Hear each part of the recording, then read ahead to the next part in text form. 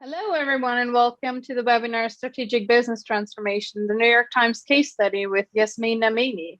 My name also happens to be Yasmine, and I will guide you together with my colleagues Magnus and Tina through the evening. Before I give the floor to our speaker, I would like to point out some organizational details. First of all, this event will be held live in Zoom and will be broadcasted to the platform of the 32nd IPMA World Congress. You signed up for an interactive webinar, and we would really like to co-create together with you, which is why we would like to encourage everyone to join us in Zoom directly. You can do this by either clicking the Join Interactive Room button below the video you're just watching, or join through the link in the chat. Don't forget to name yourself and add a RUS if you later in the breakout rooms want to speak in Russian. And second, if you have any question or comments about the content, please feel free to raise your hand. There will also be a Q&A session in the end of the webinar, so I promise you there will be plenty of time to contact Yasmine directly. But enough chit chat from my side. I know I am not the reason why you're here today, so I'll just pass over the floor to Yasmine and thank everyone for being here today, and a special thanks to Yasmine. We are very happy to have you as our guest today. Thank you, Jasmine, and thank you, everyone. I'm really excited to be joining everyone today. I am going to share my screen. So again, I'm very excited to be here today with all of you. I know it's evening there. I'm here in New York City, and it is basically midday. We're having a beautiful sunny day today after many thunderstorms and almost hurricanes, etc. So it's nice to be spending the day with you in good weather. I hope you're having good weather in wherever in the world you are. Let me start by telling you a little bit about myself. I spent a little over 30 years at the New York Times. I was the Chief Consumer Officer. And for those of you who are wondering what a Chief Consumer Officer does, basically I was responsible for all of the revenue that came from our readers, whether they be print readers or digital readers, all of that revenue. And while I was there, that revenue accounted for over $800 million. So I have a lot of experience running a very large business unit. I also had responsibility for all of marketing and all of consumer insights. And what you'll hear during my presentation today is that project management was a very important aspect of how we went about transforming our business from a print-only business to a digital business. I left the New York Times in March of 2015. And I decided to become a digital media consultant and work with other media companies around the globe. And that's what I've been doing for the last 6 years. I've been working with media and entertainment companies on every continent, not only here in the US, helping them with their digital transformation. So that's the business side of me. I'm also a photography enthusiast. As you can tell from my very big camera there and the big lens. And I'm also very passionate about wildlife conservation. This photo is from Zambia. I had the privilege of meeting some of the park rangers that actually live and eat and sleep with these endangered rhinos every single day. So in addition to my work in media, I also have a private life. Of course, the last year and a half with COVID, I haven't been doing any traveling at all. And these photos remind me of what a beautiful world we all live in. Okay, enough about me. Oh, I should just mention, at the bottom of the screen, you can see my email address. Feel free to write that down or take a photo of this screen. After the webinar, if at any time in the future you want to reach out to me with a question or a comment or anything, I'm more than happy to hear from you. So feel free to reach out, anytime.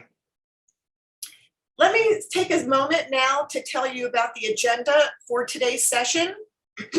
We're going to start with me giving you a presentation on the New York Times case study. And I hope you'll all find this very interesting. I don't know if there's anyone in the room that has experience in media, but I think that whether you work in a media company or not, we all consume media. We are all consumers of media. So I think you're going to find this very interesting and hopefully very relevant to what you do as project managers. After the case study, for those of you that want to participate in the breakout rooms, we're going to set up breakout rooms where groups of 3 to 6 people can communicate with each other and answer some very simple questions that I have set up for the breakout rooms. So please don't be shy.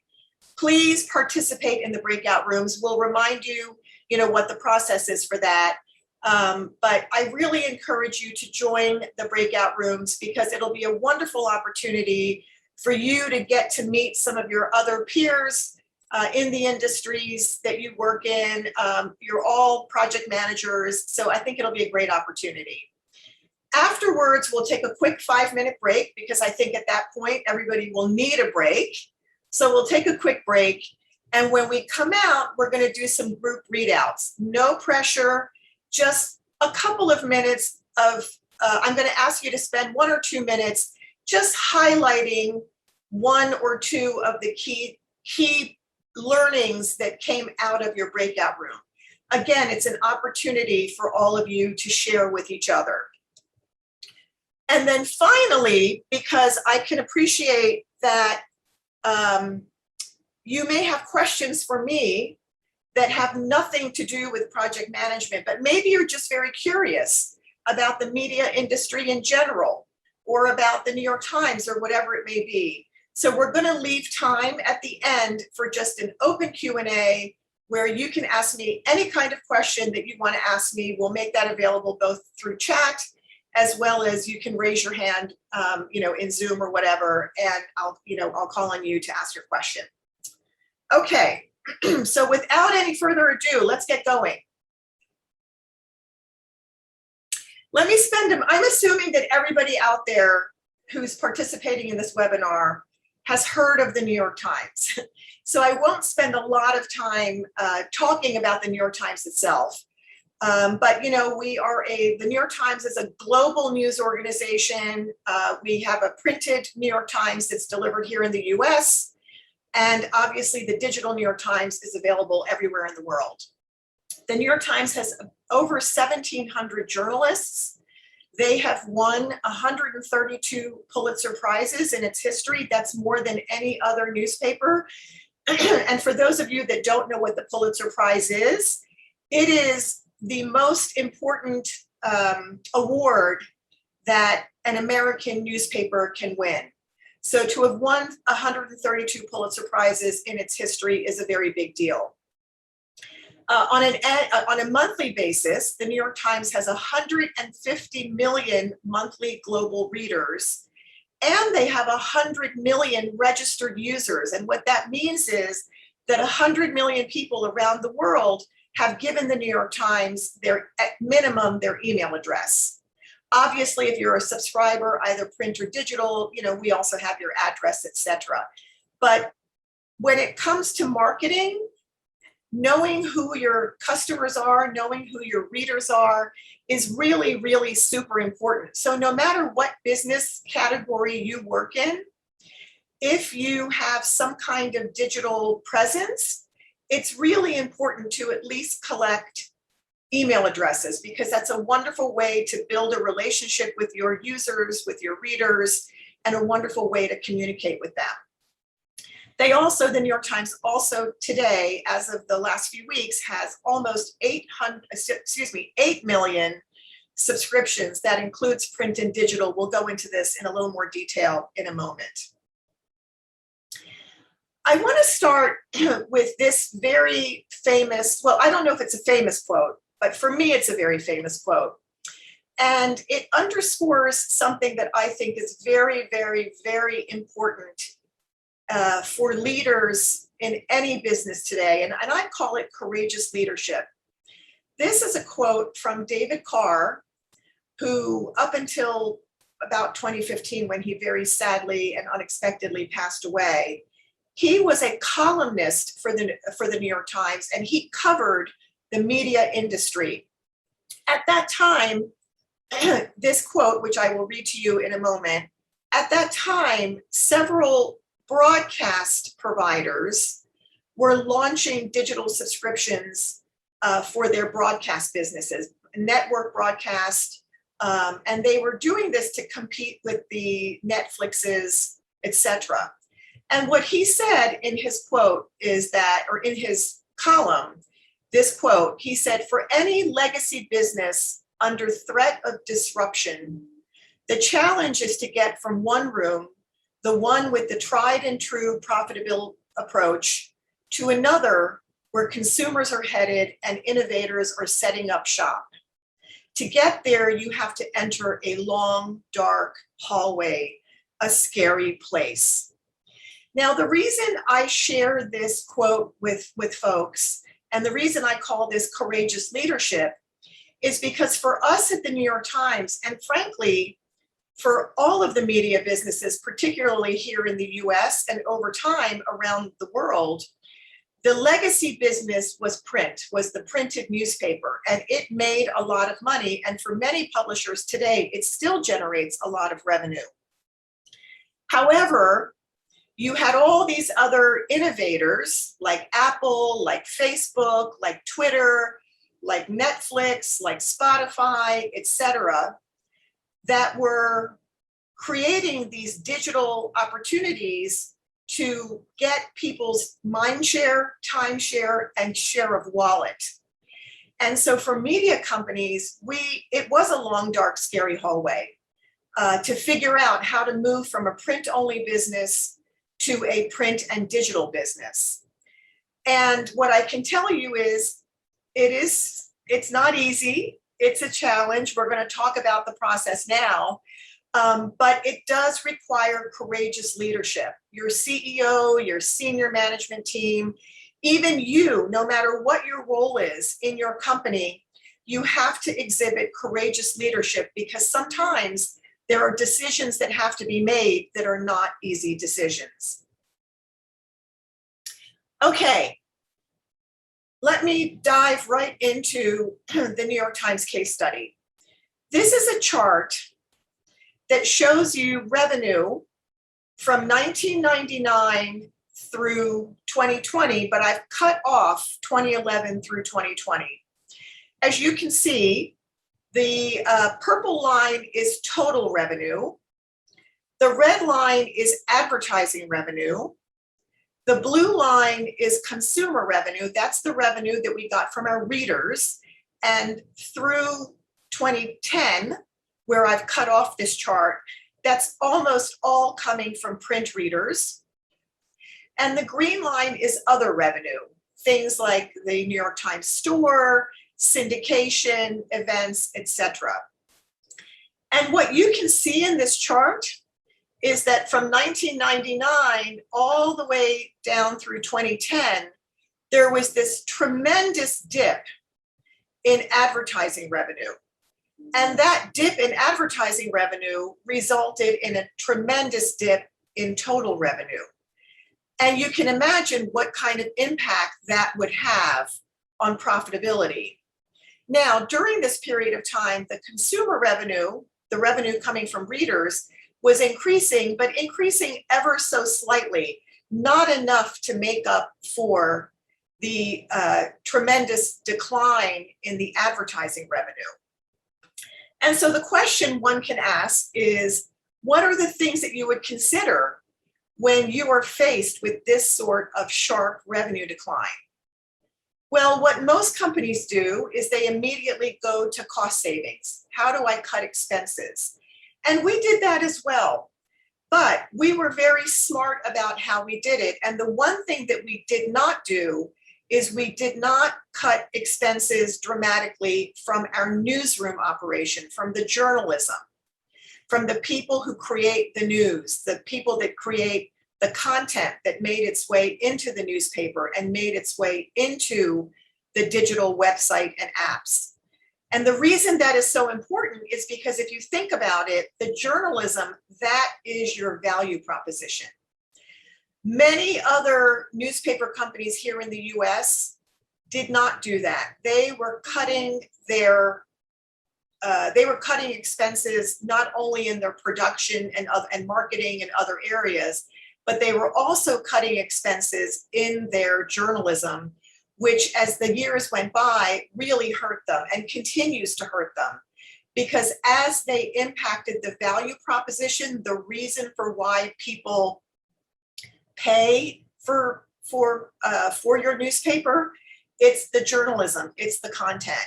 And so we were very fortunate, back to this point about courageous leadership, we were very fortunate that we had a chairman, publisher, and CEO that said, yes, we have to cut expenses. However, we are not going to impact our value proposition. We're not going to cut deeply into our newsrooms. And the other thing that we did was that we continued to raise prices for our print readers. So those two things enabled us to remain somewhat profitable even during this very tumultuous time that we were losing all of this print advertising. However, even with that said, we needed to reinvent ourselves. We needed to find a way to drive revenue because we knew that if we continue to have more revenue declines in advertising, that it would be a problem. So what did we do? Well, the first thing that we did was we said we need to add a new revenue stream. And in 2011, we began charging our readers for access to the digital content. We launched what we refer to as a metered model, where you could read a certain number of articles for free, but after you finished reading the free articles, if you wanted to read one more article, you had to become a subscriber. I'll talk about that a little bit more in a few slides. The other thing that we did, I mentioned that we didn't cut back on our journalism. In fact, over the years since 2011, the New York Times has invested in content creation. They've hired many more journalists and they've invested in new storytelling formats like video, podcasts, audio, TV, etc. We also invested tremendously in technology, in data analytics, and brought all kinds of new digital skill sets into the company. We also launched some new digital products, media formats, and services like those that you see here on the screen. The New York Times today has a really impressive gaming platform that generates a lot of game subscriptions, primarily through its crossword puzzle franchise. We also launched a cooking app, and they have many, many paying subscribers to New York Times Cooking. We launched podcasts, we launched video broadcasts, and they also invested or actually bought a company called Wirecutter, which is a service to readers. And what has happened is that the New York Times has transitioned from an advertising supported business to a subscription first supported business. And as you can see here in this graph, in this chart, the red being the advertising revenue, the blue being the revenue coming from readers, the consumer revenue. We launched the pay model in 2011. You can see that from 1999 through 2011, advertising was the predominant source of where all the revenue came from. After launching the pay model in 2011, from 2011 through to 2021 so far, the reader revenue, the consumer revenue now generates 69% of the total revenue, and advertising generates only 22% of the total revenue. So you can imagine that if we had not launched this digital subscription business back in 2011, if we had not invested in a new source of revenue, you can imagine that the revenue picture would not necessarily be a very good one. And this is what the subscription business looks like today.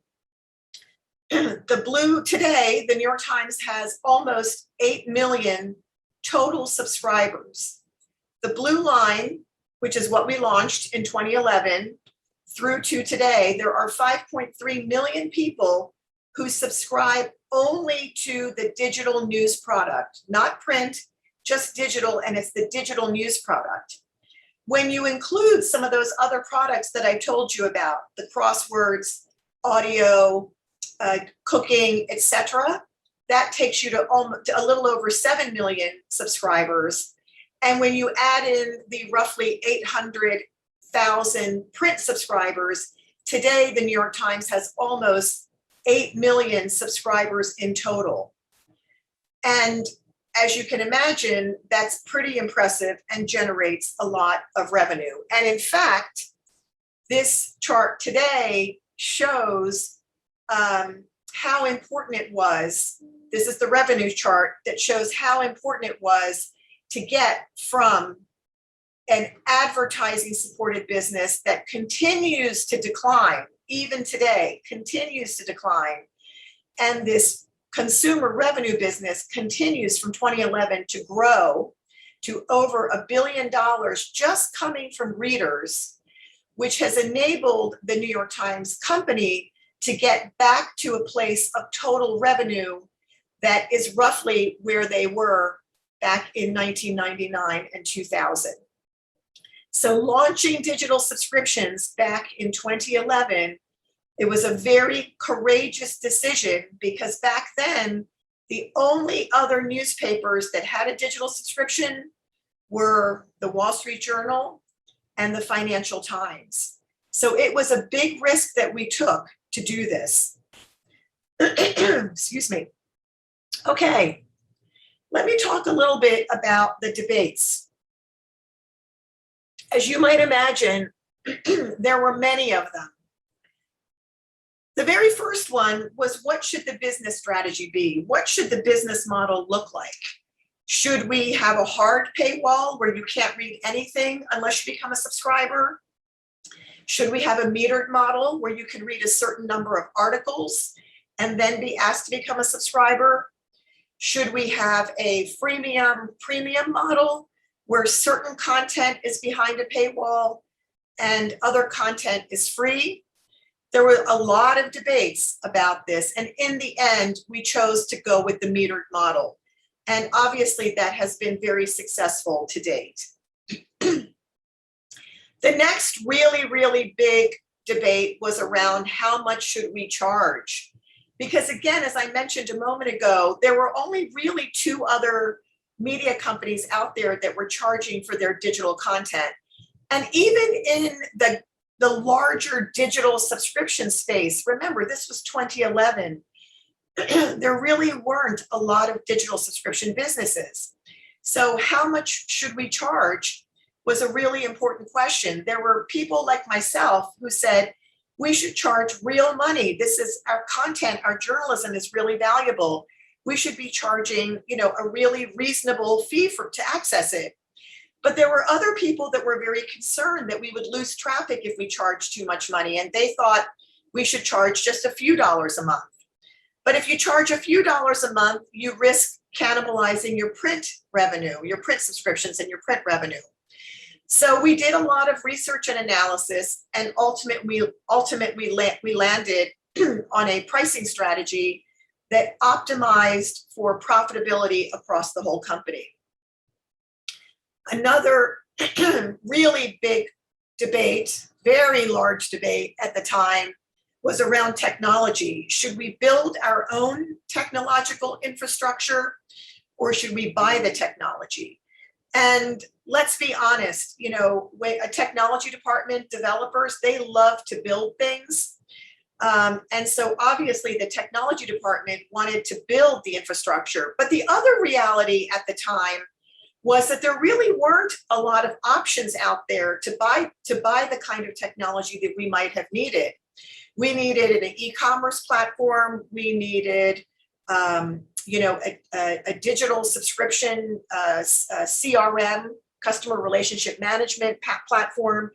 And back in 2008, 2009, 2010, 2011, when we were doing all the work, there weren't a lot of options out there. So in the end, we did decide to build a lot of the technology that we use. Excuse me. And then the other big debate was around people, around the culture. What should the organizational structure look like? What kinds of skills do we need? You know, there was concern that all of the people that had worked in print would not be able to adapt to a new digital, world. Of course, that turned out not to be true. It turned out that many of us who had grown up in the print business, we knew how to do consumer marketing. And the difference was marketing to a digital, marketing the digital platform as opposed to marketing a print platform. But with that said, we also brought in all kinds of new talent, that lots of new people that had very specific sort of digital skill sets in the marketing department, in the technology department, in the product department, even in the newsroom. A lot of investment in digital skill sets in our newsrooms. In terms of the decision-making process, well, the first thing that we did, and this is where you all really, those of you that are participants in this webinar really are critical. The very first thing that we did was we created project teams.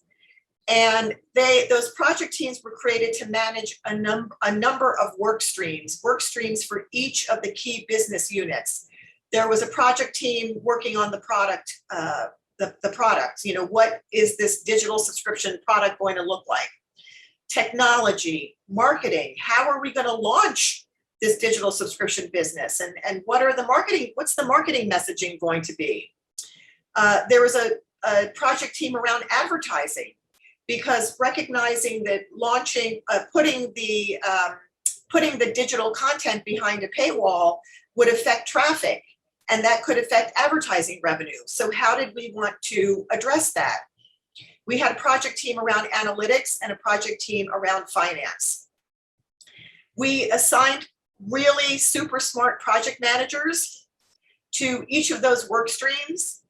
And as you can imagine, over the course of the 18 months of planning and launching, there were a lot of Gantt charts, a lot of stakeholder meetings, a lot of all hands meetings. I think those of you who are participating in this webinar, who work on project teams, who are project managers, you probably know exactly what I'm talking about when I say lots and lots of Gantt charts and stakeholder meetings, etc. But it was worth it. It worked. We conducted research to assess the demand curve and to help us determine what the pricing should look like. And from there, we built a financial model that considered both our print business and the digital business, as well as considering the advertising business along with this consumer business. And in the end, we optimized all of the information that we had from all of this work to around New York Times company EBITDA, around the New York Times company profitability. And again, it's easy on this slide to imagine that this process was pretty straightforward, but it took quite a bit of time. From the time that we announced we were going to launch a digital subscription model to the time in which we actually launched it was about 18 months. And as I mentioned, lots of debates, lots of project teams, lots of work, but in the end, it was all very successful and continues to be very successful. So let me spend a minute or two talking about the lessons learned. Well, the first thing is that consumers are willing to pay for quality journalism products and services. As I mentioned before, we were very fortunate, and again, this was also courageous leadership. We were very fortunate to have a publisher, chairman of the company, and CEO of the company who really believed in maintaining and investing in the journalism, because at the end of the day, that's what people pay for. They're not paying for bells and whistles. They're going to put out their credit card. They're going to write you a check because they want access to all the journalism. The other thing that people are not only willing to pay for, but that you must have in order to get them to put out their credit card is you have to give them exceptional service and a first-class user experience across all of your platforms. Well, we had been giving a first-class user experience in print for over 150 years. So what was really critical was that the desktop experience, the mobile experience, the native app experience was equally first class. And so a lot of that technology investment and product investment went into the technology around the user experience, UX. You also have to deliver compelling content and user experiences in really interesting ways. So investigative journalism, local journalism, visual journalism and storytelling, how you tell the stories, it can't all just be with words. It needs to include video and podcasts and newsletters. Newsletters have become really important. By the way, I'm so sorry about my voice today. I think it's just allergies. I'm going to take a sip of water. Collaboration. Super, super, super important for all of you project managers out there. I think you know how important collaboration is. And it's not just collaborating with somebody over here or somebody over there. It really requires departmental collaboration as well as individual collaboration. For us, that included the marketing team, the advertising team, finance, technology, product, design, everybody. And what you need to do is you need to foster trust, and everybody really has to have a shared vision. And if you do this well, if you collaborate well, you also end up running a more efficient project because people aren't duplicating work. The organization has to have a digital, mobile, and e-commerce first mindset. That is super, super important when you're trying to build a digital subscription business. You have to have an audience funnel mindset, one in which you are thinking about bringing new audiences into the funnel. How do you move them through the funnel to become subscribers? How do you engage them? How do you get them to read more? How do you get them to watch more videos, etc.? All of this is really important and leads to the loyalty. You also have to have a data-driven, and I think today more people like to think about it as data-informed decision-making process. So the work that you do around data and analytics is absolutely essential to making smart decisions every single day. You also need a robust test and learn capability. A/B testing is super, super important. And you have to have that in order to improve performance over time. And I always say this when I work with all of my clients, you need to obsess over every detail and really invest in superb project management. Without excellent project management, you're not going to have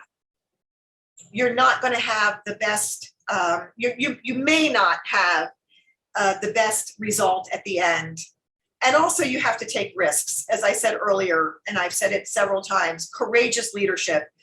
When I used to get asked questions about, Yasmine, will this work? I used to say, let's just take the risk.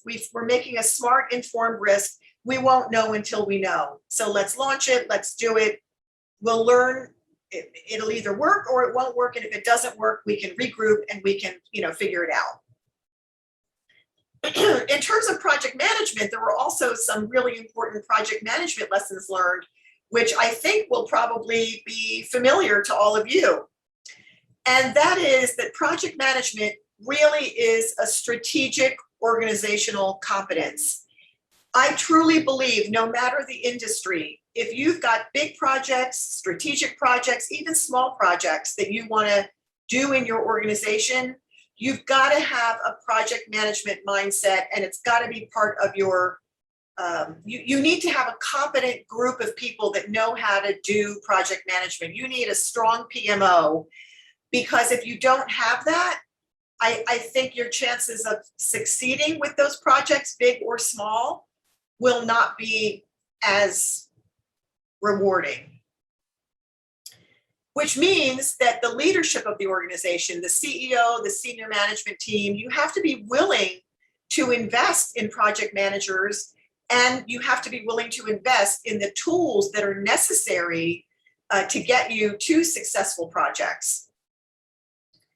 And also, those project managers absolutely must be involved from the very beginning of the project. Again, whether it's a big strategic project, like the digital transformation project that we did at the New York Times, to a small project like we want to launch a new technology platform, or we want to launch a new digital product, or we are building a new commercial center. You know, whatever kind of industry you're in, whatever kind of project you're doing, large or small, your project managers must be involved from the beginning throughout the entire process until the end of the project. Of course, you need really excellent project managers. They have to have the knowledge, the skills, the tools, and the techniques that are necessary to meet all of these project requirements. And I like to say that project managers really are change agents. Being a project manager, leading projects, it's not an easy job. It's really not easy.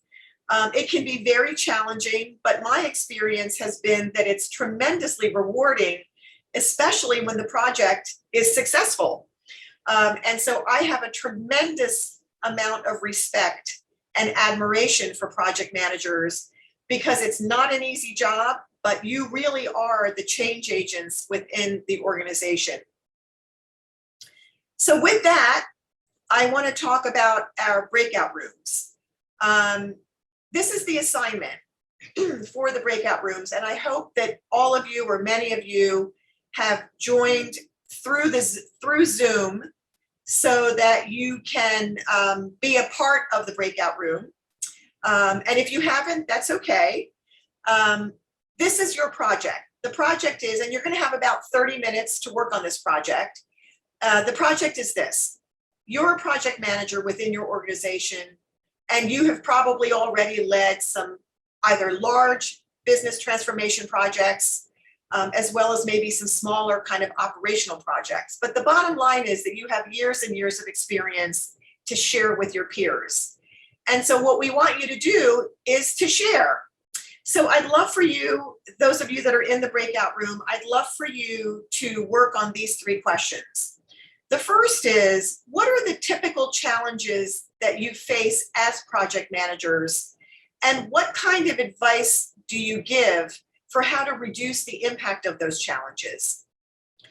And that kind of ties into question number 2, which is, what kinds of best practices do you use to initiate, plan, launch, monitor, and deliver your projects? So think about best practices for project managers. And finally, what kinds of tools, resources, or other dependencies that you might have are needed in order to deliver your projects on time, on budget, and most importantly, with quality results? I'm sure some of you maybe have worked on projects where it came in on time, but it was over budget and the results were not that great.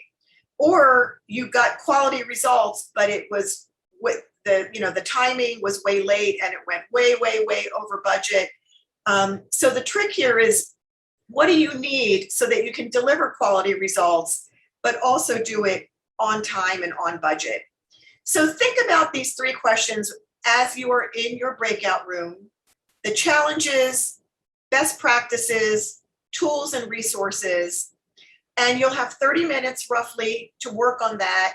And at the end of the 30 minutes, we're going to take a break, and then we are going to do a readout of your share, what you're going to share with the rest of the participants. And after that, we will do an open Q&A with myself.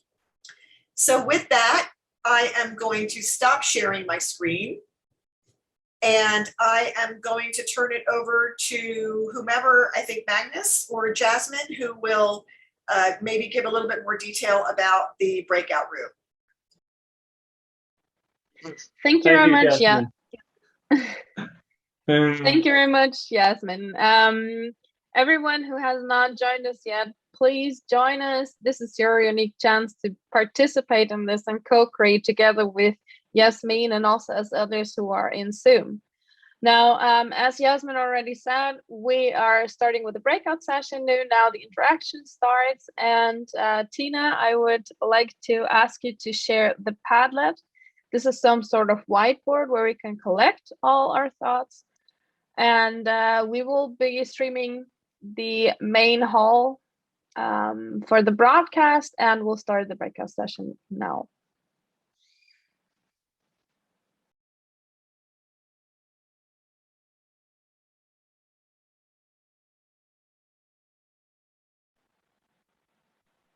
All right, now links are shared. We do have a question mentioned on the chat, Jasmine, but I guess we'll just save the questions for after the breakout rooms, or would you prefer to know the question? Oh, we can save the questions for, let the folks in the breakout room work on the assignment, and then we'll come back. Of course. But that's great. Keep sending in your questions. I love questions.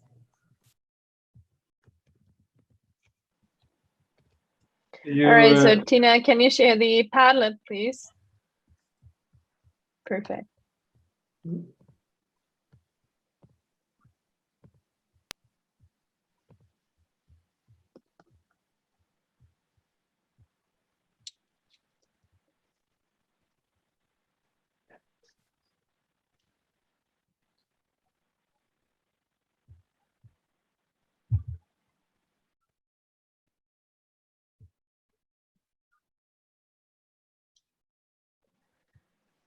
So let's see, we are 8 people in our breakout room.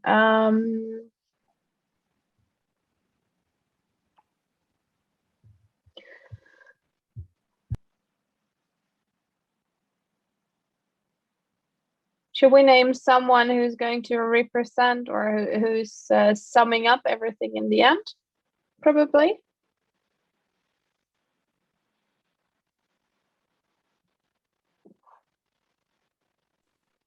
I can do that. Anyone volunteering?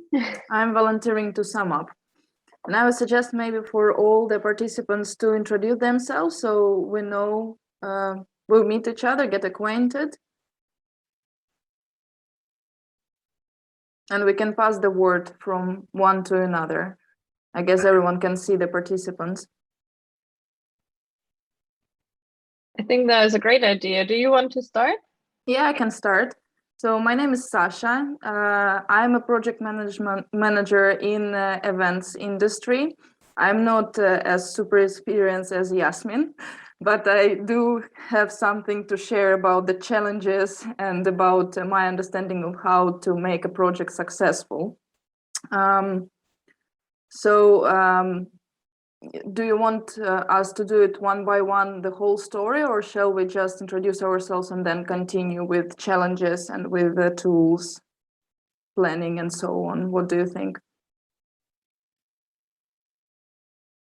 I would go ahead and, as you're introducing yourselves, talk about the 3 things. I think that's a great way to start this.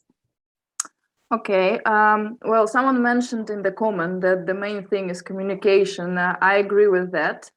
All the projects are made by people, and the better the communication between people, the better is the project, that the more success it will achieve. And also, I think leadership is important, as Yasmine mentioned. There always should be a decision maker who is from the beginning until the end, leading people after themselves and directing them, inspiring them, because people in the project should feel themselves as a part of something great. They should believe in that. So the main challenge is usually, especially when the bigger the project, the bigger the challenge of communication, the bigger the challenge of having things done on time. And also for the leader of the project, it's hard to maybe to delegate things as well. And it's hard for leaders to maybe track what's happening because there's so many things happening, and it's very, very hard to control it all. So the good system at the beginning is a must. And also, like, well, it depends, like, for example, in events, and I guess as in any other project, there are meetings, there are some platforms where people share. And also one of the most important things, I believe, especially when it's something creative and where you take risks, trying something new, it's important to make people willing to share their ideas. So no one afraid to speak up, and no one afraid, because any idea can in the end become something brilliant. So the good atmosphere in the team is the basis of success, I believe. What else do we need to discuss? What about tools? Are there any specific tools that you have worked with that you find really helps? In terms of timing, so like at the beginning of any project, it's important to build the timeline. So Gantt charts, well, depending on the project, but Gantt charts are very useful. Also, exchanging like ideas on the platform, and usually like exchanging ideas not just in text but with visuals, with references. That's what I'm finding, because we perceive information in different ways. So someone more about visual, someone more about hearing, like they need to hear people speak, someone needs to read it through to understand it better. So if we access all 5 senses of people, then everyone will have the, you know, overall understanding. So I guess that's all I can mention. But from what you like on a more professional level, I would say that it's Gantt charts. Yes. Great. Who would like to go? Oh, great. Magnus, you're going to go next. Terrific. I can jump in. I'm part of the facilitators team, Magnus Olsen, living in Sweden, and have been working as a project management professional for about 5 years.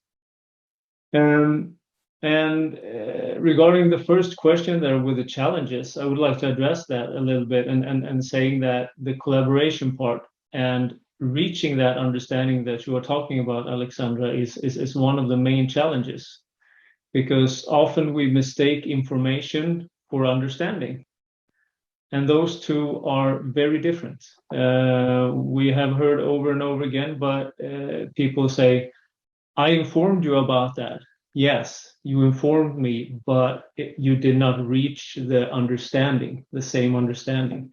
And I think this requires great people skills, a lot of listening, and changing perspectives, or exchanging perspectives rather. So that is a little bit input on that first point there in the discussion. And then maybe I could pass on to someone volunteering to continue. Who would like to go next? Well, I can go next, or Laura's raising her hand Laura. right now. So Laura, maybe you want to? Okay, thank you. I will try to be quick. Thanks for inviting me to this breakout room session. Really brilliant questions, actually, and I have two responses to all 3 of them. The challenges, the best practices, and the tools is communication, communication, communication. Well, I'm an administrative assistant in an international projects-oriented association. Lithuanian living in France, and what I've noticed from the biggest challenge in the projects, it is usually in general, these are really related to the soft skills, to the people skills. It's not really the technical challenges. It's always about how we communicate. So, and usually the challenge is about the stakeholders. So stakeholder management would be one of the first obstacles that I would recommend to overcome and to align the communication with them. About the best practices for initiating planning and monitoring, this is something that I really love. Also, communication. It's the follow-up.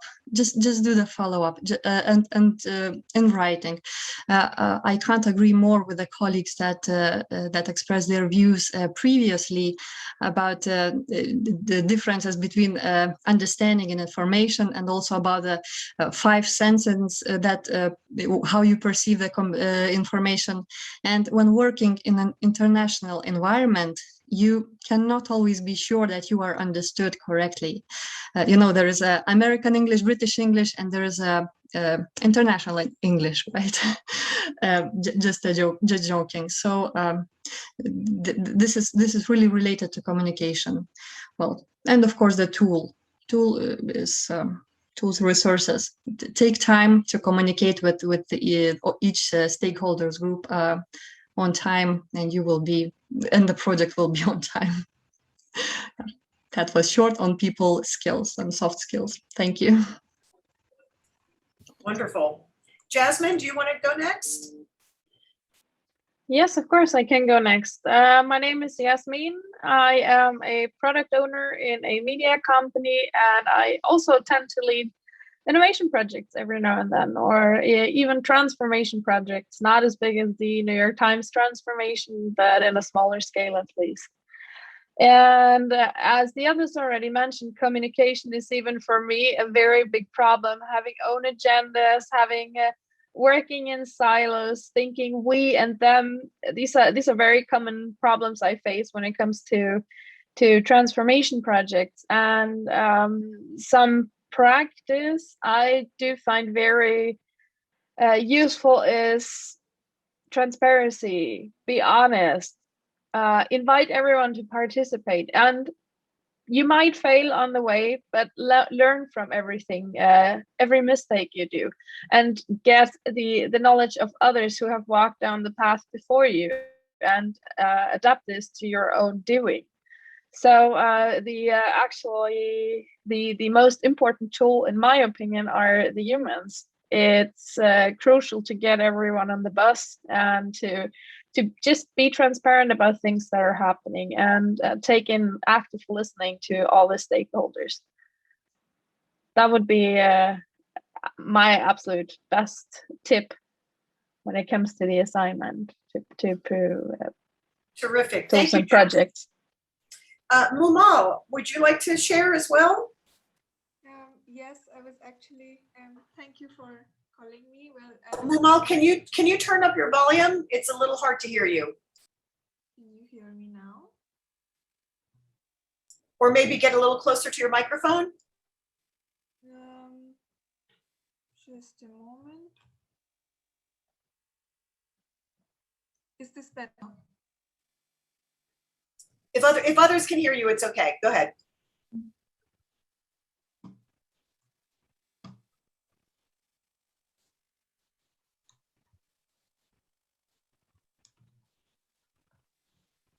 Do you want to try again, Momo? Can you hear me now? Yeah, almost. Go ahead. You're quiet, but we can hear you.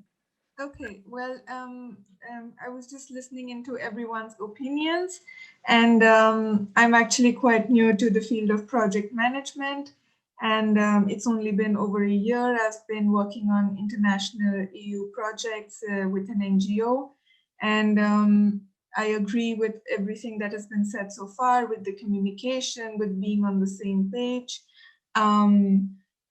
Something that I noticed was a challenge was also the cultural background that people come from in the international projects.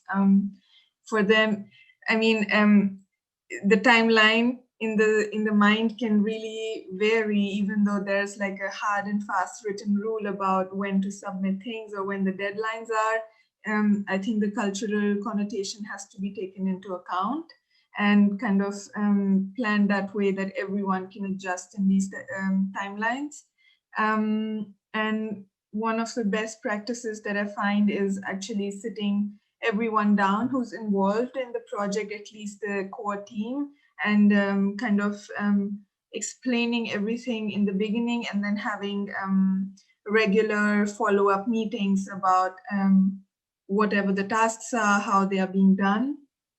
And some of the tools and resources, well, since my organization is doing quite small scale work, we are still dealing with everything on Google and just managing things online like that. But I can't really contribute so much on that area. But this is something while working as in international projects that I realized is that we have to take into consideration the cultural aspect and the backgrounds that people come from.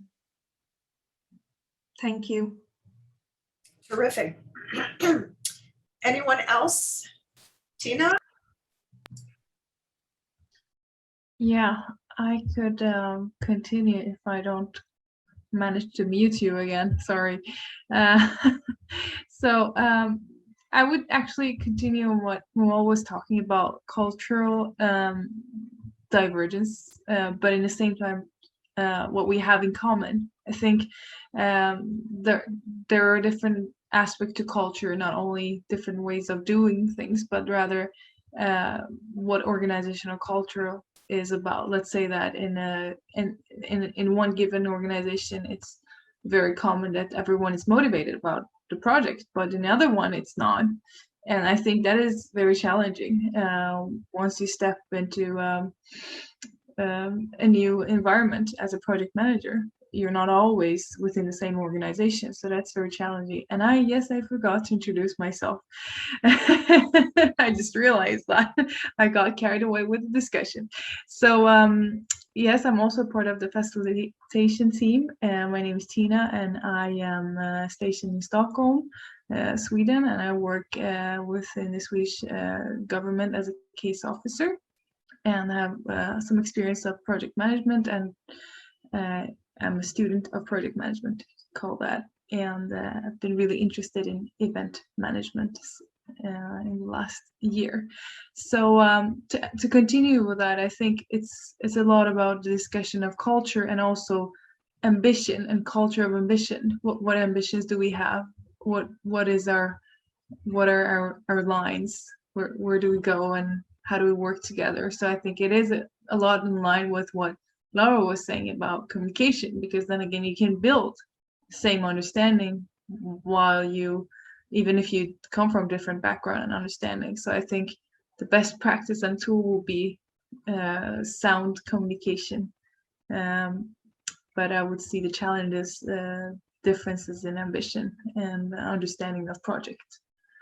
That's my takeaway from this. Terrific. Thank you, Tina. And we just realized that Mumal did not have an opportunity to introduce herself, so we'll give you an opportunity to introduce yourself. Go ahead, Mumal. Thank you. Just like Tina, I was like really neck deep in the discussion. My name is Mumal. I'm living in Austria, but I come from India, and I've been here since 3 years. And I recently got into the field of project management. It's really exciting. There is actually a lot to learn, and I'm starting from small scale, but I really hope to go on bigger projects and learn along the way. Thank you. Terrific. Is there anyone else that wants to join in?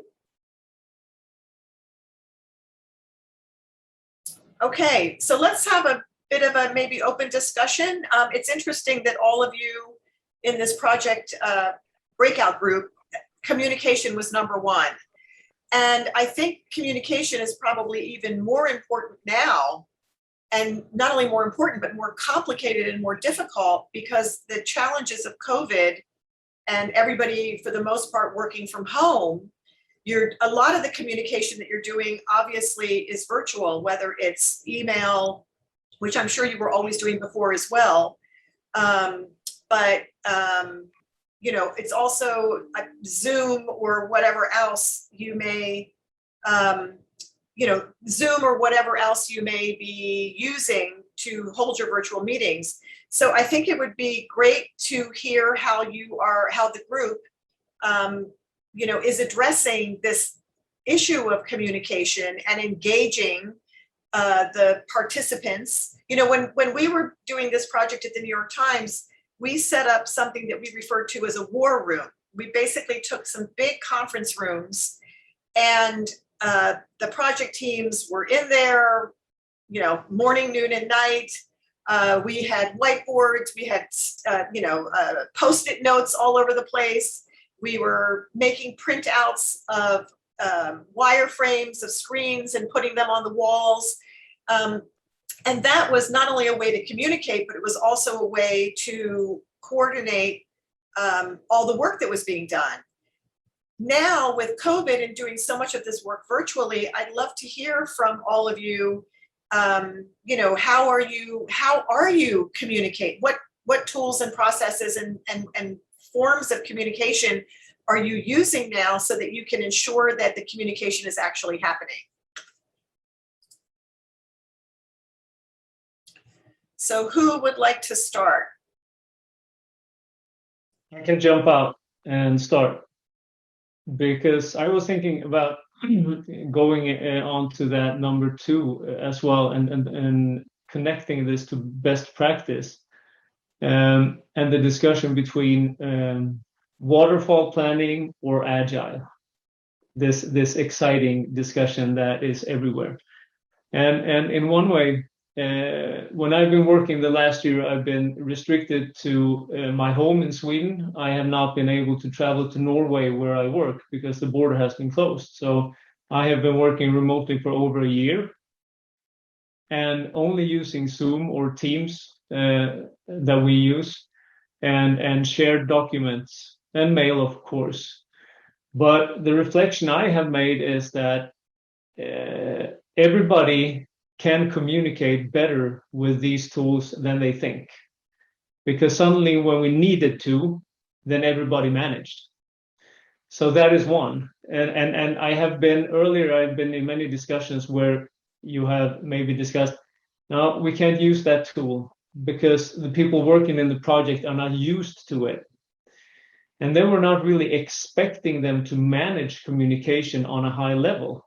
And if we don't expect it, they will never learn. So I think that is one takeaway that I have, that I'm no longer afraid to work remotely and demand that from people that I have around me, because I know they can manage. That is one thing. And then I also think that maybe this COVID situation we've had has played a little bit into the agile thinking, because suddenly we have discovered that we can have more meetings more frequently, shorter meetings, but there's also a learning threshold there, because maybe we're still doing the digital meetings in the same format as we had the physical. Hour-long meetings, hour and a half, 2 hours in front of the screen, and that becomes unbearable. So I think that one reflection is to start to question the length of meetings and try to have shorter, quicker, which then plays into the agile thinking. So that is a couple of reflections on communication that I made. Over to someone else. Really, really smart. I think your point about screen time overload is really important. And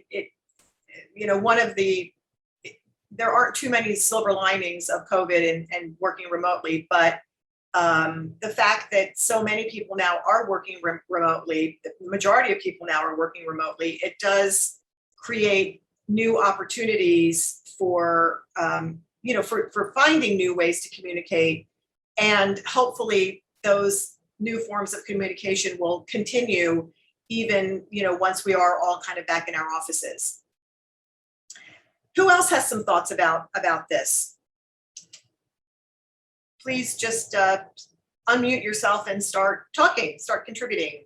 I can only see, I'm not sure, Tina or Yasmine or someone else, but I'm only seeing one person now on the screen instead of all the participants.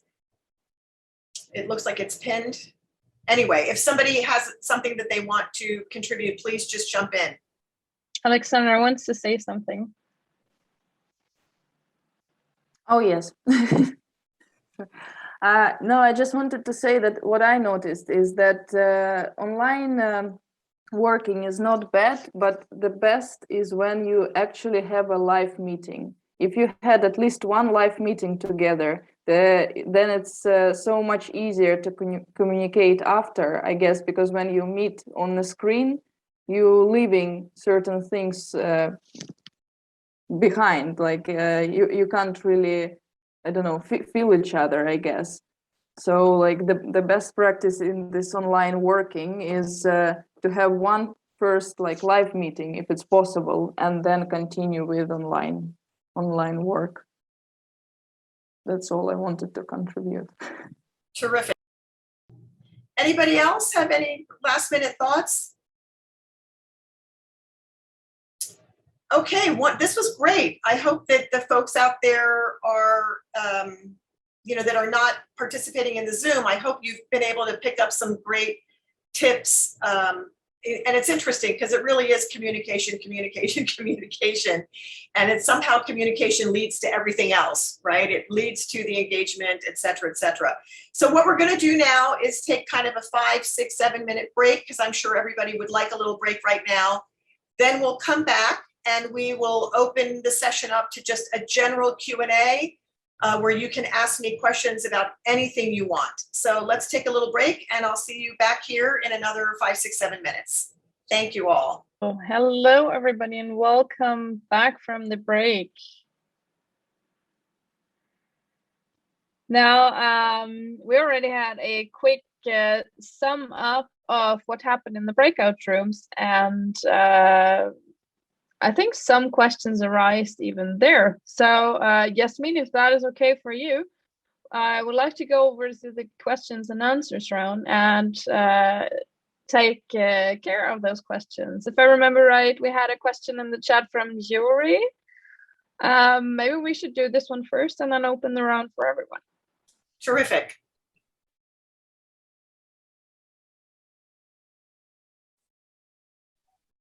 And yes, the question that was mentioned here was that we got asked the question of, is it or was it a project, a program, or a portfolio? I would like to actually ask further. Maybe we're talking about the case of New York Times, I'm assuming. Maybe you could address that question. Sure. So I'm assuming, since I believe Yuri asked the question during my presentation around the New York Times case study. And so his question is, was it a project or a portfolio of, I'm assuming a portfolio of projects. And here's what I would say, the way I would answer it, assuming I understand his question appropriately. There was a big strategic project. There was one big strategic project, which was this launching a digital subscription pay model. But underneath, and I think you might want to mute yourself because I'm getting some back. Yeah. So underneath that big digital transformation, launching a digital subscription business, there was a lot of project management surrounding the big strategic project because we had to build the financial model, the business model. I mentioned earlier in my presentation, we did research around pricing, et cetera. So there was one very large PMO, which, to be honest, ended up being the majority of the stakeholders. So it wasn't that kind of formal PMO the way you may think about it, but there was one individual who was kind of like the project manager. He had a senior role in the organization, but he really did project manage that whole strategic process. But to Yuri's question, underneath that big project were lots of projects. So there was like the technology, there was one project around e-commerce, another project around front end, how will the metering work, how will the payment flow work, et cetera, et cetera. So even within technology, there were several projects. On the marketing side, we had a marketing PMO, but even within the marketing PMO, there were several other projects like the consumer marketing piece of this. How were we going to sell the subscriptions and build those subscriptions? How were we going to, what kind of brand marketing were we going to do? Were we going to create television commercials, which in fact we did? What was our social media going to look like? So even under marketing, there were 3 or 4 separate projects that led up to the larger project of marketing that led up to the largest project of this, building a digital subscription business. So the way I would further answer Yuri's question is, when you have a really, really big transformational project, or just a humongous project, if you're building a new building, if you're building a building, or you're revamping, something that affects millions of people, you probably have one large project and one large PMO, but underneath that, you very likely have different departmental type projects and PMOs.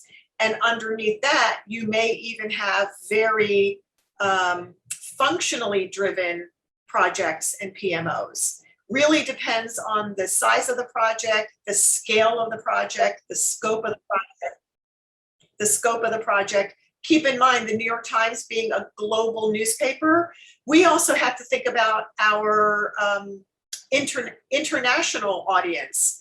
So even on the marketing side, how are we going to communicate outside of the English-speaking world? We decided to do everything in English, but we had to think about, it was a very conscious decision. So when you are dealing with large geographies, big scale, lots of different moving parts, moving pieces, it's really important to think about your PMO and your project management teams as possibly a portfolio of PMOs. And I suspect that's the question that Yuri was asking, which is really an excellent, excellent question. Yes, but it's like more personal question. What was the biggest challenge in your career? Do you recall some, like the biggest ones, and how did you deal with it?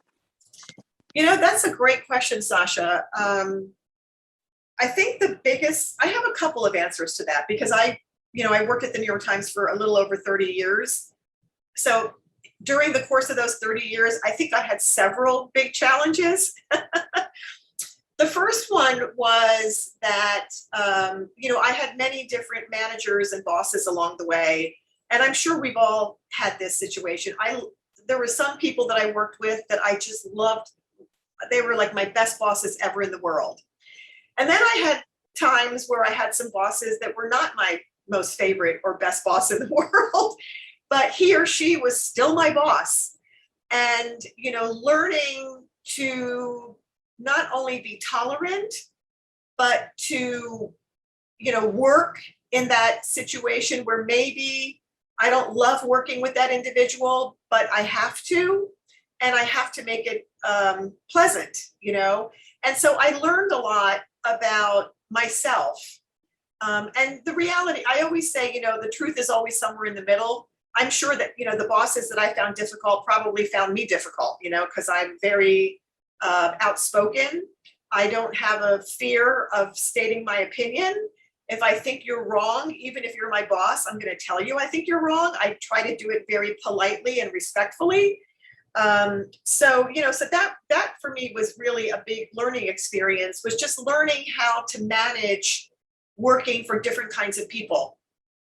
And then what over the course of my career, what I was able to do with that was realize that not everybody who works for me thinks that I'm the greatest person in the world, or the greatest boss in the world, or the greatest whatever, right? So it really required me to be self-reflective and say, you know what, I have to modify the way in which I manage people based on the way based on their, not only their skills, but their sort of management style. I'm very outgoing, I'm very direct, but there are some people that are much more introverted and they don't speak up in a group, and you really want to encourage people to speak up. I like it when people challenge me, but if someone is, 1 or 2 or 3 levels below me, they might be afraid to challenge me. So, learning how to manage, I had 100 150 people that worked in my group, on my team. Obviously, they didn't all report to me directly, but still, my team was over 150 million people. Sorry, 150 people.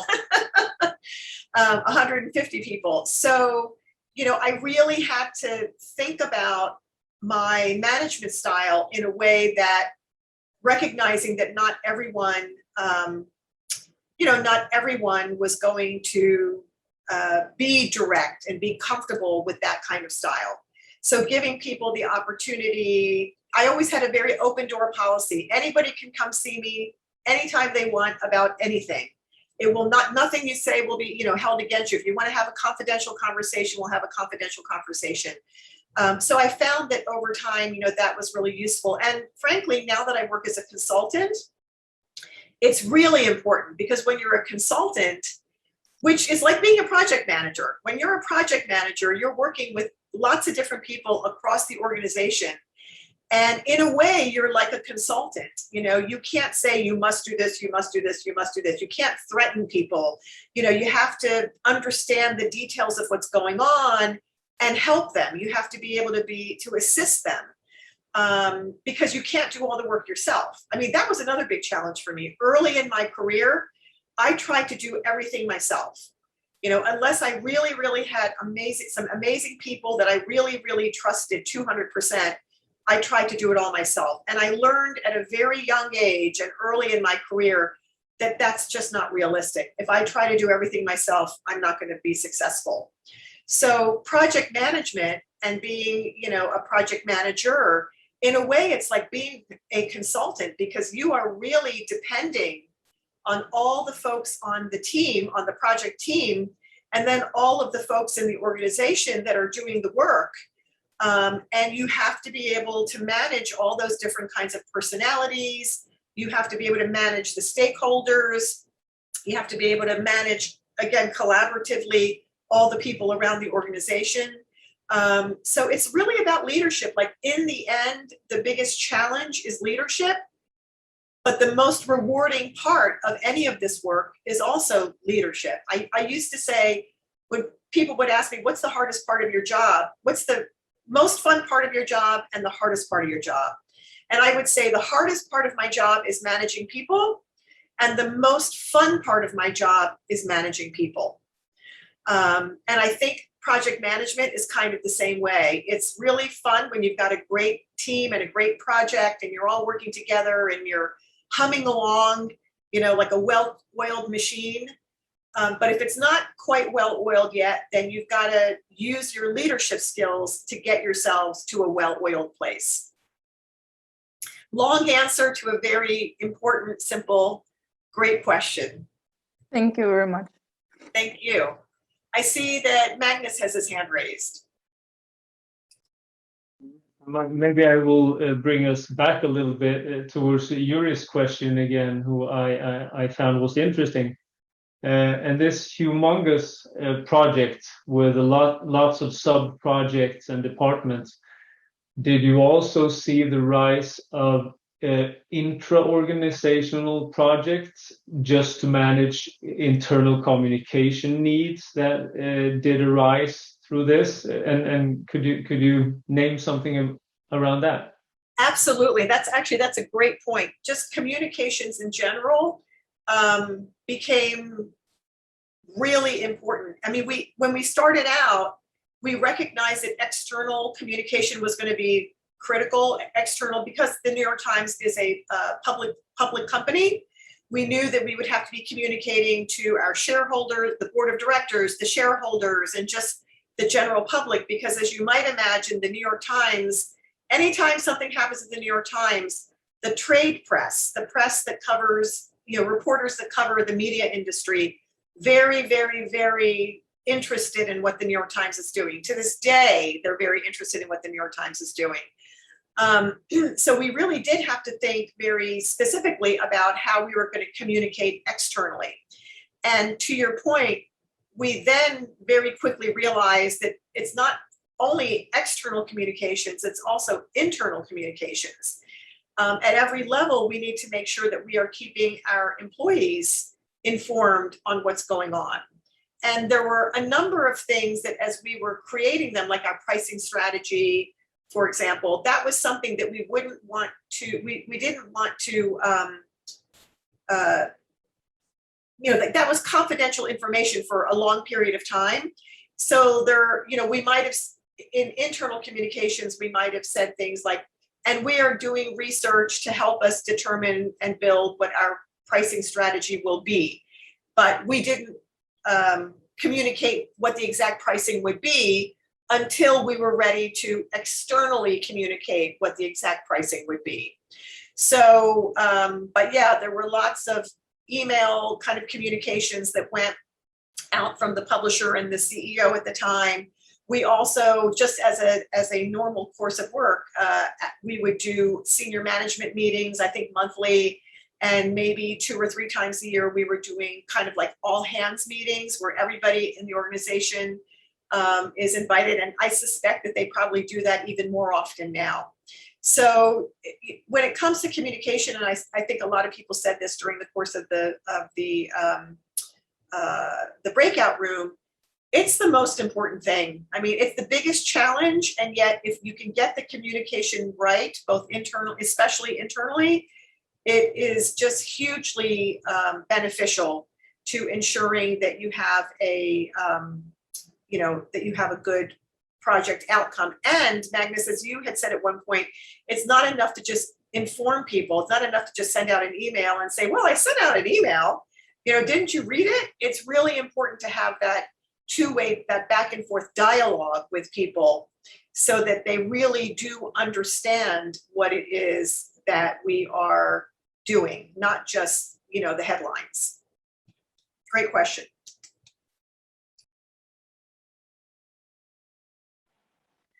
I would also have a question. I just wanted to add, you said something, you talked about fostering trust and having a shared vision is key, and especially those hard times when financial crisis hits and probably people were unsure what is going to happen to us, to our jobs and everything. And then on top of this, there's a whole riskful project where no one really knows, will it turn out well or anything? Now, years later, when you look back at it, is there anything you now know you should have done differently? Wow, that's a great question, because hindsight is always 2020. There are probably some tactical things that, if I'm looking back on it now, because we're going back to 2011, that's 10 years ago. It's hard to believe it's been 10 years. I'm sure there are some tactical things that, we would have done differently. But I think, again, not to bring this up again, but I think that, some of those debates that I mentioned, the debates around how much should we charge, should we build technology or buy technology? And if we're going to build it, which a lot of it we did end up building, who's going to be involved in that process and how are we going to manage all of that? I wish that we had found a way organizationally to manage those debates in a more congenial way. Some of those debates really were difficult and, unpleasant, where some people, not everybody, but some people just were really upset because they really believed in their point of view and felt like their point of view was the only point of view. So it would be, if we could go back and change things, I wish that we could have changed some of those unpleasant times when the debates became personal as opposed to just business. I wish we could have improved on that. So I think 10 years later, we're all, and having been through a big project like that, and thankfully a successful project like that, I would hope that the debates, now when the organization has debates, they're able to manage those debates in a more congenial way. And I think that for any kind of organization out there, when you have those internal debates around difficult subject, where people really feel strongly about their point of view, this is where data-driven decision-making becomes so important. It's like, okay, you have a very strong point of view and I have a very strong point of view. let's do some testing. Let's allow the data to help inform whatever decision we're going to make. Let's do the research to help inform whatever kind of decision we want to make. Let's get out there and talk to other peers or others who have done the same thing we have done. And let's really get, let's do this from a data informed perspective as opposed to just my opinion versus your opinion. Magnus, I see you have your hand raised again. Great. Yes, I will follow up with a question on that, because in my line of work in the municipality up in Kongsvinger, Norway, we have identified this competency of creating good processes as a key competency that we lack. And I would like to draw a parallel. Was that something you also noticed now looking back, that these process specialists, but that maybe didn't know anything about media, would have been needed to have key roles, maybe? Absolutely. I mean, I think very early on, even before we actually launched the subscription model, we realized that there were different kinds of skill sets that we had to bring into the organization. Project management being one of them. Like, we realized we had like 1 or 2 project managers, but we realized that we had to invest in more because there were so many projects that had to be managed. As I said earlier, the big one, and then underneath that, and then underneath that. We also realized that we needed to your point about processes, that we did need to improve some of our processes or create new, frankly, because this is a whole new business, that we had to create new processes. And that was going to require different kinds of skill, in many cases, different kinds of skill sets. So we had to bring in, we did a lot of hiring during that time. And what's been interesting is that the New York Times continues to hire more people, not only on the newsroom side, but also on the commercial side. Because especially with technology, it's changing every day. And when you are a global media player like the New York Times, there's a lot that you can do. There's a lot of opportunity, and it's important to ensure that you've got openness within the leadership group and the organization to not only acknowledging that we have to change this process or improve that process or eliminate that process. Sometimes it's about eliminating things. And you do need kind of a system in place that enables that. Great question. Yasmine has her hand up. Yes, I just wanted to ask Magnus, he just lowered his hand. Did you want to continue to follow up on your question? All right. Then I have a quite personal question. What was the most positive memory you have from this project? What is the first thing that comes up to your mind in a positive thought? Yeah, well, it's interesting that you say the first thing that pops in my mind. I mean, honestly, the first thing that pops in my mind was the day that we launched. The day that we hit the button, literally hit the button that says, at this moment, the meter model has been turned on, and I mentioned earlier, we had something that we refer to kind of like a war room. It was this big, big, big conference room, and we were all in there, and we hit the button. And interestingly enough, we got our first subscriber was from Canada, and it happened within minutes. And what was really interesting about that, and the publisher was there, the CEO was there, we were all like, woo, and I don't remember that customer's name. I remember it was a man, he was from Canada, I don't remember his name, but we were all like, woohoo, woohoo, we got our first customer. And what was interesting, it was within minutes, and what that means is that he subscribed not because he hit the number of free articles, because when we launched the meter model, you were allowed to read 20 articles for free, and you would have to pay once you hit the 21st article. A year later, we lowered the meter from 20 to 10, and then a few years later, it was lowered to 5, and it's still 5. But at that time, you had to read 20 articles before you hit the meter. So the fact that we had a subscription within minutes means that he never hit the meter. He actually hit the subscribe button or just said, I want to support the New York Times. I want to be a New York Times digital subscriber. So I'm going to hit the subscribe button and sign up. And that honestly is my first memory. My first memory is that we had that first customer from Canada within minutes of launching the digital subscription pay model. He couldn't possibly have hit the meter. He couldn't possibly have, I mean, maybe he did read 20 articles that quickly. And that was just so much fun. And we were all jumping. I mean, there were probably hundreds of us in that room, and it was on the floor. That conference room was on the floor of where the newsroom is. And we were all just high-fiving each other. It was really fun. So that's my first memory. But honestly, the memory that stays with me probably the longest is just the incredible team of people. You know, even though we had our challenges and our debates and whatever, I mean, at the end of the day, we really, you know, it takes a village to do big things and even small things sometimes. So it really took a village to do this. And it was fun. It was just really, I got to, you know, not people that I had worked with for many years, you know, when you work on a project like this, you get really close. I mean, the other thing I would say is that I used to joke and say that the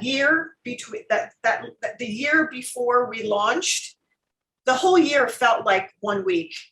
I don't know when we slept, you know, it just, each day just fed into the next day.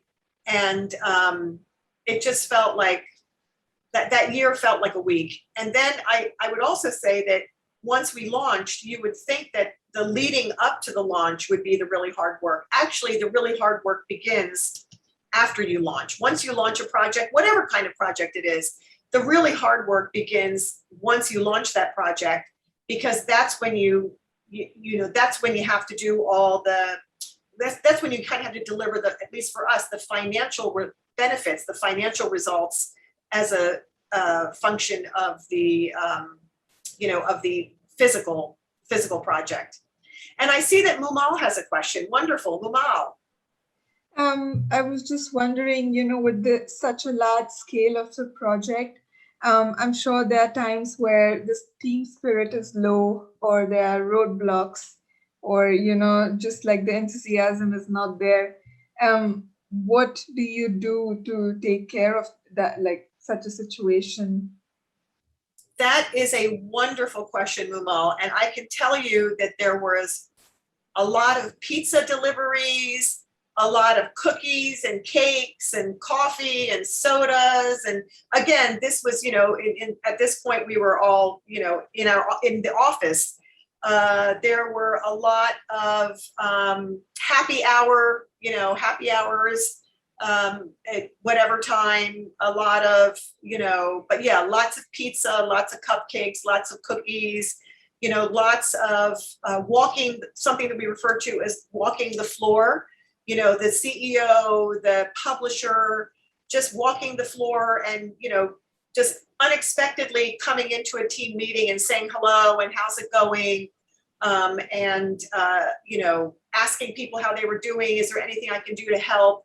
It's really important when you're doing big projects, even smaller projects, that, you know, the project team works so hard. And it's really important that the senior leadership, the CEO, the chairman, in the case of media, the publisher, the editor-in-chief, whomever your senior leadership is, that they are walking the floor, that they are actually, you know, showing FaceTime, you know, with the folks that are, you know, rolling up their sleeves and doing all the work.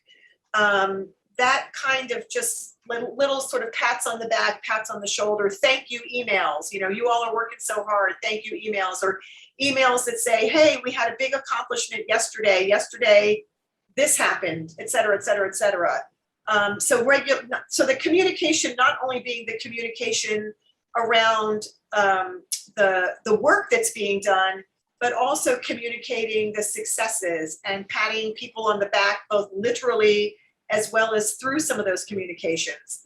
But honestly, lots of pizza, lots of cookies, lots of free, by the way, free pizza, free cookies, free cupcakes, free tacos, free happy hours, you know, whatever it may be. It helps a lot. helps a lot with morale and just keeping people, I'm sure you all know this, but one of the reasons, that the Google and Facebook and other big tech companies like that have campuses where they offer free food and, free happy hour, or whatever, beer at the end of the day, and, snacks, and, a dentist on the campus, or you can get your dry cleaning done on the campus, or whatever it is. I mean, part of that is that they want to keep people on the campus because the more that they don't have to run their errands or get a meal elsewhere, the less time they're away from their work. But it also is a morale booster. I've actually done some work with Facebook, so I've been at many of their offices, and it's nice to take a little break and go, get a snack, from the snack area, or get a bottle of fizzy water, or whatever it may be, from the snack area. So those kinds of things, in addition to just all that positive reinforcement about the great work that people are doing on an individual level, is really, really helpful with morale. Great question. Great question.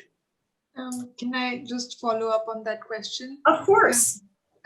Now that, with COVID and everything, this personal kind of contact is not possible. And did you find some new ways to cope up with challenges at this point of time? Sure. Well, I think you can still do the patting on the back, like, the emails that go out that say this team and these individuals just, achieved a monumental accomplishment, et cetera, et cetera, et cetera. And we can do that through email. We can do that through Zoom or Teams or whatever, virtual meetings that we have. But even with like the pizzas and the cupcakes and the whatever, you're right. We can't order a pizza into the office. But I would encourage organizations to maybe do gift cards, an Amazon gift card, or Starbucks gift card, or whatever it may be, and obviously I know that many of you, maybe most of you, are not based in the US.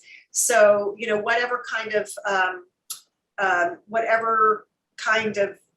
gift card vendor or retailer that is, something that makes sense for in your nation, in your country. And it doesn't have to be big. It could just be $5, $3, whatever. So if you want, and it could be a t-shirt, it could be what we refer to as tchotchke, could be just a little, it could be a little plaque that says, thank you for all your hard work.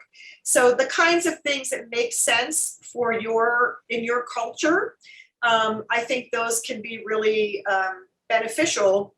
And again, it doesn't have to be big. And there's been a lot of research done on why people stay at their companies and things like that. And oftentimes we think about, salary is important, career development is important. But what we hear a lot in that research is that being acknowledged by senior leadership, having the CEO say, hey, Moomal Shatawat, you've done a fabulous job. That may be more valuable to you and your morale than a $5 gift card or a free pizza. So I think as senior leaders and CEOs, we really have to be conscious and conscientious about those, what I call pats on the back, especially now that we're in a virtual world. Thank you so much. Thank you. Magnus. I'll jump in with a reflection. I love the stories that you tell and that you share so personally, and this moment with a Canadian beating all the Americans to the first subscription, that must have been a little bit painful as well, I guess. It wasn't painful. It was fun. It was just like, wow, and he's from Canada. Yeah, and that made me reflect on we had previous speaker at a university course, his name Jean Hartley, and she was talking on political astuteness, the political skill you need as a project manager to manage all the power centers that are in an organization and all the stakeholders. And I got a little bit interested in New York Times being such a big player, affecting the world in ways that we can only imagine. Did you notice any political interference that you had to deal with in this project? When you say political, do you mean governmental political, or do you mean internal political? Both, actually. Both governmental, maybe regional politics. I don't know which level of politics that could be, but New York Times affecting so much of politics. I would imagine that there must be communication between those levels in one way or another. Yeah, so it's an interesting question. The answer is no. I mean, you know, to the best of my knowledge, there was never, I mean, when we announced that we were going to start charging for our digital content, there was no political, either at the federal level or the regional or local level. What was interesting, though, was the press, you know, the trade press and even some of the digital press. It was fascinating how many people in the press said, oh, the New York Times is going to launch a pay model next year, and it's going to be a complete disaster. It's never going to work. Content, news content should be free. No one's ever going to pay for that. They're making a big mistake. They're idiots. This is the dumbest thing. I mean, literally, there were headlines that said, you know, this is the dumbest thing they could ever do. Again, this was the press. It had nothing to do with government or politics or anything. And literally from the very beginning, when we launched, the pay model was so successful that then the press, within weeks, the press was saying, we have to eat crow. We were so wrong. It's working and it's going to work. And so, yeah, I think the biggest, the naysayers that we had, the people that were challenging us really were the press. Which in a way is kind of cool, right? You know, we are the New York Times is the press, and yet we had the press and the pundits, you know, those pundits who think they know everything about media, right? Just because they cover it, they think they know it better than we do. And it was really interesting and in a way, the fact that they all thought, almost all of them thought that this would be a failure, it gave us that much more motivation. I mean, we were so internally motivated for this not to be a failure. And not only for it not to be a failure, but for it to be a huge success. That's why in my, you know, when I share that slide that says lessons learned, one of them is obsess over every detail. Because if you obsess over every detail, there's a very high likelihood that the project is going to be successful. And so we were motivated to be successful just because from a business perspective, we had to be successful. We didn't want to have to, you know, make further cuts. We had to be successful because we had to drive, you know, this new revenue stream. But additionally, we had the external press betting against us. And that just gave us extra motivation to want to be successful. Great question. So I think we don't have any other questions.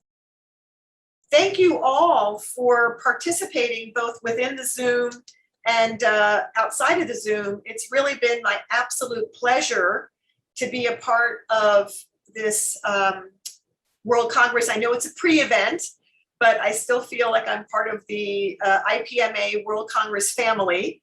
So I really appreciate that you invited me to join you, and I hope that you found my session to be interesting, informative, and useful.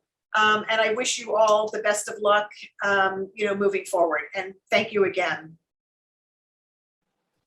Thank you, Yasmine, also from my side. I'm always surprised how quick 2 hours actually can fly by. We've been sitting here for 2 hours, and I think it could go on. I have 100 questions more in mind that I would like to ask you, but it's probably not the right place.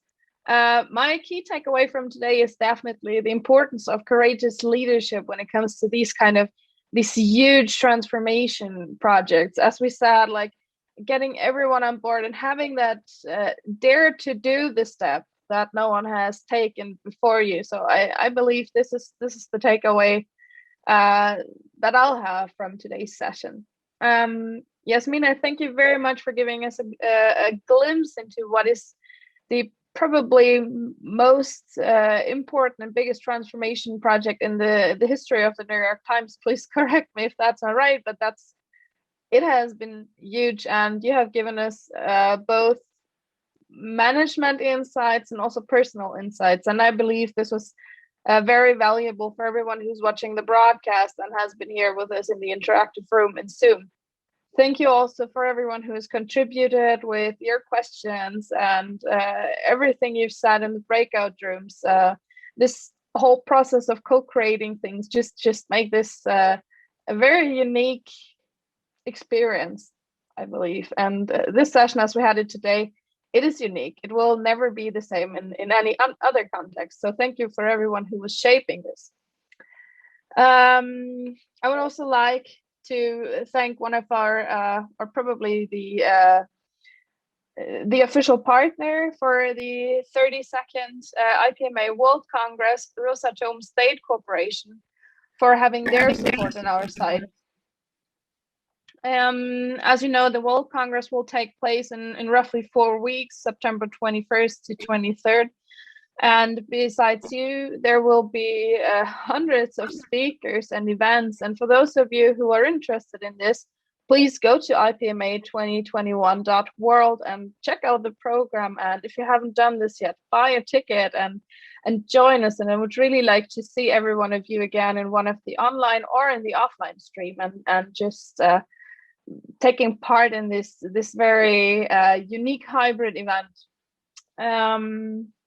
Yes, and as a very, very final note, I would like to also announce our next pre-event that is going to take place in exactly 1 week. It's going to be Karen Thompson, who will speak on responsible project management.